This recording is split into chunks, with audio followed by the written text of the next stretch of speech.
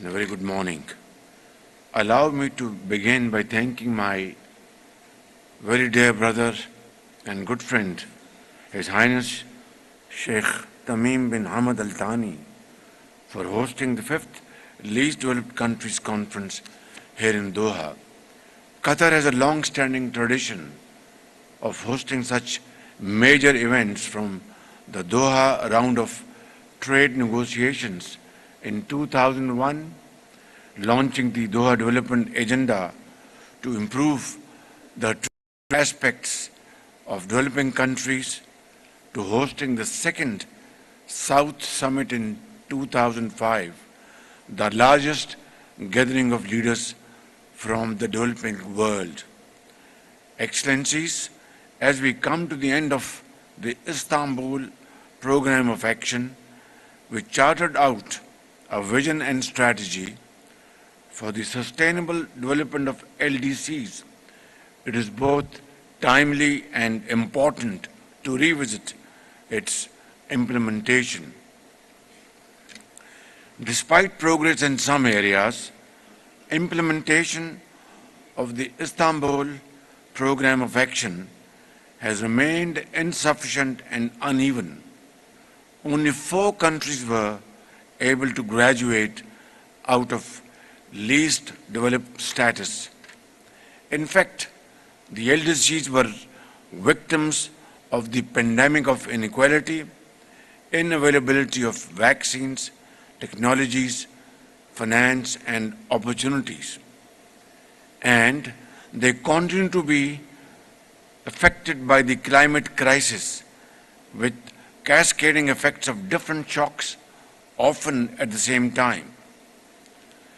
Ladies and gentlemen, while LDCs make up 14% of the global population, they account for only 1.3% of the global GDP, 1% of the global trade, and merely 1.4% of the global FDI. These multiple crises have taken a heavy toll on the least developed countries.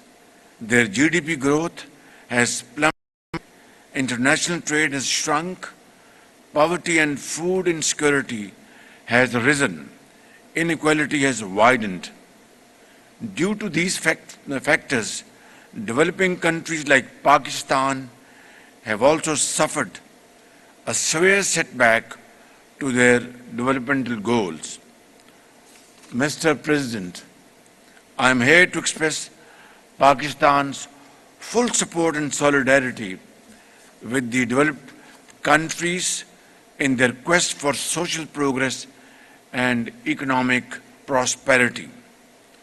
As we move towards the implementation of the Doha Programme of Action, Pakistan will continue to advocate several specific steps to advance sustainable development, including in the LDCs.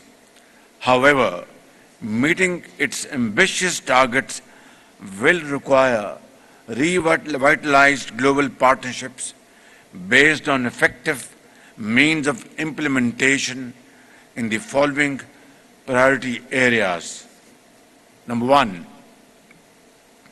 we must address vaccine inequity through adequate and timely access to safe and effective vaccines for LDCs. Second, the historical commitment of ODA, comprising 0.7% of the GNI of OECD countries, must be fulfilled, of which 0.15 to 0.2% must be allocated to the LDCs. Third, we must address the increasingly unsustainable debt burden of many LDCs.